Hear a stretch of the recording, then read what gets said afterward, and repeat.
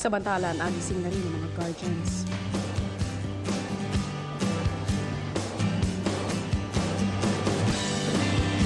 Kuya, I heard noises. Ito cooked by, I think, Bata. Because I heard noises. They put this here this morning. This morning? Oh, 1 hour ago. When it done? Okay. I think it was cooked by yung Bata, but I don't think the Bata can do this. Yeah. Oh, they can do this? It was really prepared for us. By the Bata? Yes. By Kuya. Habang tulog pa ang mga teens, tinawag ni Kuya sila Ningning at Violi para sa isang surprise.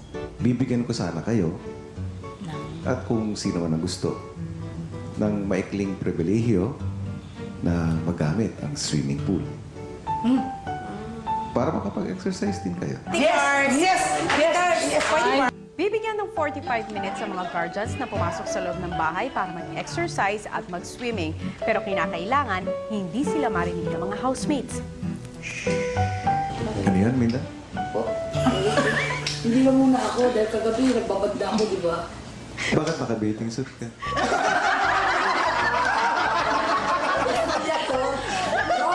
Wrong. Ito'y gymnastic. Okay, guardians, enjoy. Makakadiretso na kayo sa pool. Sing dam dig it on baby do ba do win dam dig it on bam dam dig it on bam bam dig it on bam dig it on bam dig it on sing dam dig it on baby do ba do win dam dig it on bam dam dig it on bam bam dig it on bam dig it on bam dig it on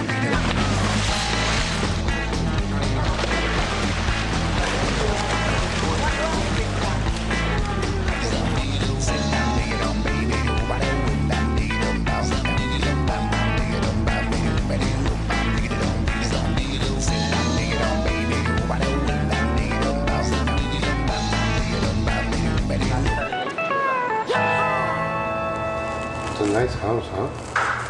It's huge. Yeah. Dito, sakit dito. Wala, relax ka lang. Siyam na araw lang nasa loob ang mystery box na ito sa loob ng bahay ni Kuya. Pero hindi alam ni Ana kung sino man ang magbukas nito ay may naghihintay na punishment.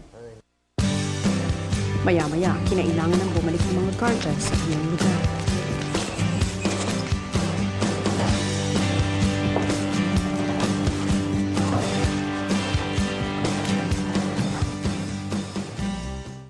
John, gusto kong marinig ang Irish song.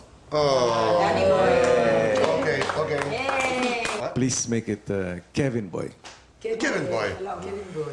Oh, Okay. Kevin Boy, the pipes are calling from glen to glen and down the mountainside. The summer's gone and all the roses falling. 'Tis you must go and I must bide.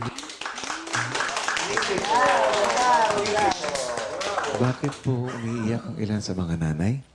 Wala, namimiss ko lang po yung mga anak ko, Big Brother. This morning was meant to be a happy one. Hindi ko akalain mag-iiyakan kayo. Karina. Ano, Big Brother? Oh. Iniiyakan mo ba yung tsinelas mo?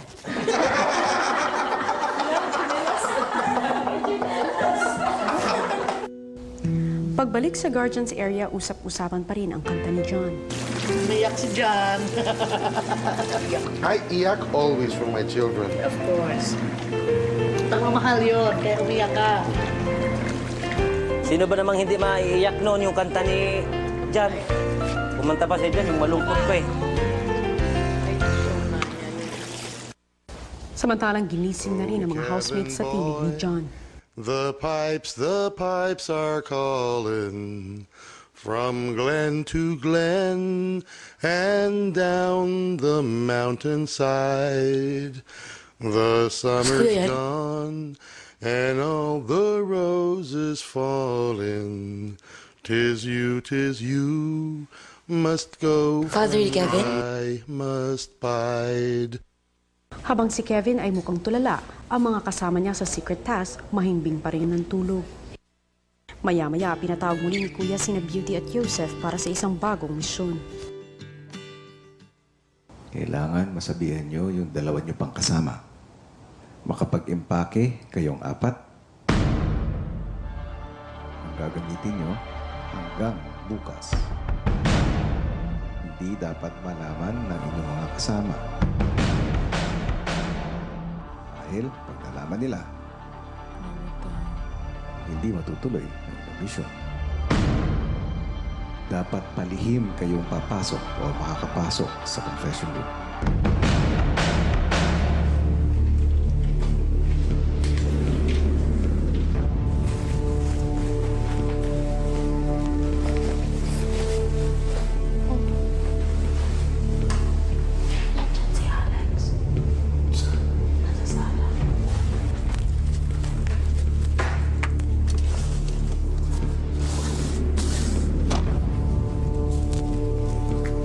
Alex, labas tayo. Ha? Go out. Oh. I wanna go out.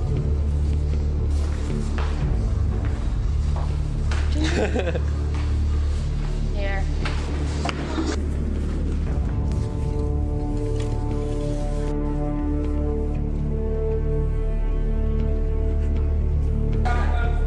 Kevin, can you borrow your hut? We're going to be sleeping in their place today. What do you mean? We got our bags. It's in Beauty's bed under. We're gonna pack. Can you sleep with them? Yes. But this no one should find out. Can I borrow one of your blouse? Na? Ali, can I help? Napuno, no? Ewan ko kayo sa kanina dito. I don't know yung backpack dala. Mag-impake ta ron, maghinahinay tag impake na wala makabalan na ito. Lang ang gawas ng gabi. Magdala tag sininahan tulog mo. Paghilom.